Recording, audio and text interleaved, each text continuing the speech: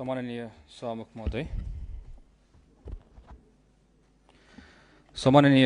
महोदय, गृह मन्त्रालयको प्रमुख जिम्मेवारीको रूपमा रहेको विपद व्यवस्थापनको विषयमा गृह मन्त्रालय सदैव संवेदनशील रहेको छ।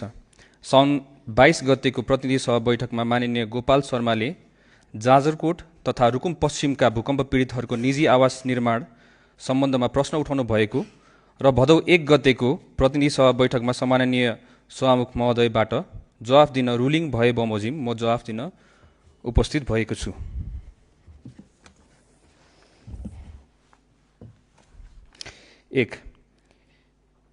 एक परिवारबाट एकजना भन्दा बढी लाभग्राही नहुने व्यवस्था कानुनमा रहेको छ, तर लाभग्राही कायम गर्नुपर्ने अवस्था भएमा विपद घटना हुनु अगाडि अंशबन्डा भएका वा अलग बसेको हुनुपर्नेछ।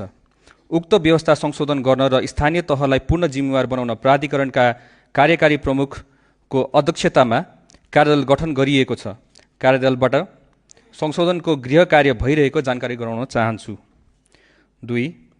स्थानीय सरकार सञ्चालन ऐन 2074 मा पालिकाभित्र भवन निर्माण गर्दा भवन निर्माण संहिताको पालना गर्नुपर्ने व्यवस्था गरिएको छ। सो अनुसार अनुदान प्राप्त गर्न राष्ट्रिय भवन संहिता बमोजिम भवन निर्माण हुनुपर्दछ। प्राधिकरणको निर्देशन अनुसार घर निर्माण सुधार गरेमा अनुदान उपलब्ध गराउन सकिनेछ। त्यसका लागि प्राधिकरणले आवश्यक समन्वय र सहजीकरण गरिरहेको जानकारी गराउन चाहन्छु। 3. विपद व्यवस्थापन 3 तहको सरकारको साझा जिम्मेवारी हो। विपदको सम्बन्धमा केन्द्रमा गृह मन्त्रालय लिडिङ एजेन्सीको रूपमा रहेको, जिल्लामा जिल्ला विपद व्यवस्थापन समिति र स्थानीय तहमा स्थानीय विपद व्यवस्थापन समिति रहेको छ।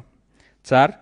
लाभग्राही कायम गर्ने प्राविधिक निरीक्षण गरी अनुदान रकम माग गर्ने कार्य स्थानीय विपद व्यवस्थापन समितिबाट हुने व्यवस्था गरिएको छ।